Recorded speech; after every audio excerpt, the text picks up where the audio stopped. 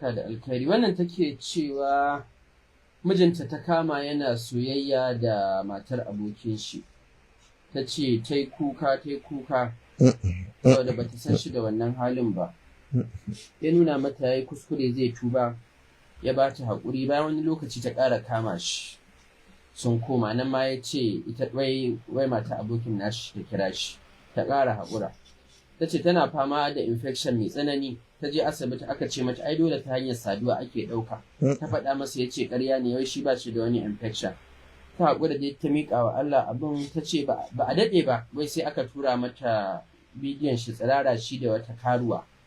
Ta ce ba ma musulma ba ce, suna aikata zina, har bidiyo kala 3. Sannan kuma aka tura mata wani bidiyon da ya duk da haka.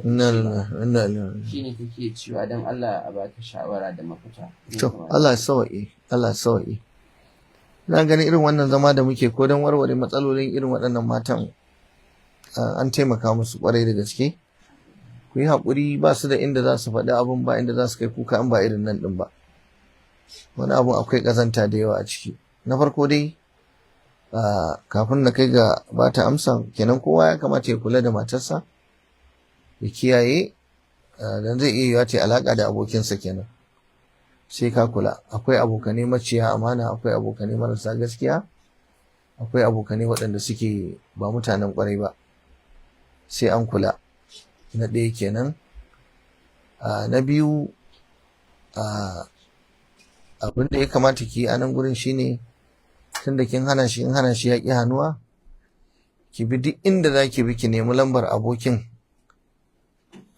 wanda matarsa mijinki suke alaƙa da shi ɗin.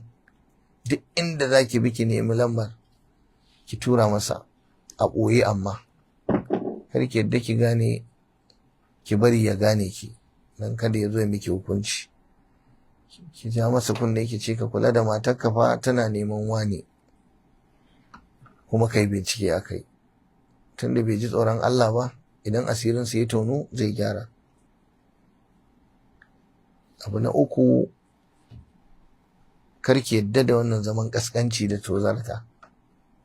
Wannan mutumin idan dai na Allah ne, an yi ɗaya, an yi biyu, an yi uku, kuma har a turo da hotunansa kuma an tabbatar shi ne kamar yadda ka faɗa, ya je ya yi tsirara saboda rashin tsoron Allahnsa, ya yi tsirara, ya yi zina, kuma ya yi bidiyo a ɗauka, kuma har wani ya san da shi.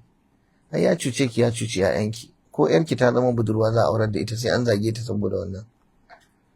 In ɗanki ya girma ya ga wannan, baƙin ciki sai ya kashe shi. Da haka ki maza ki kashe aure, ki rabu da wannan mutumin banza. Kurin shine zancen, ki maza ki kashe auren ki rabu da shi. Zama da wannan ba alheri a ciki kuma ba albarka. Na baki wannan fatawa ne saboda kin yi ya gyara ya gyara. Me amfanin zama da wannan fasikin? Ba amfani. Ki rabu da shi kurin.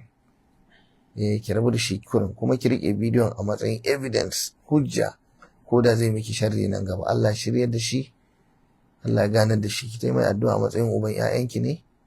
Allah sa ka da abin da ya shafi 'ya'yansa. Na'am.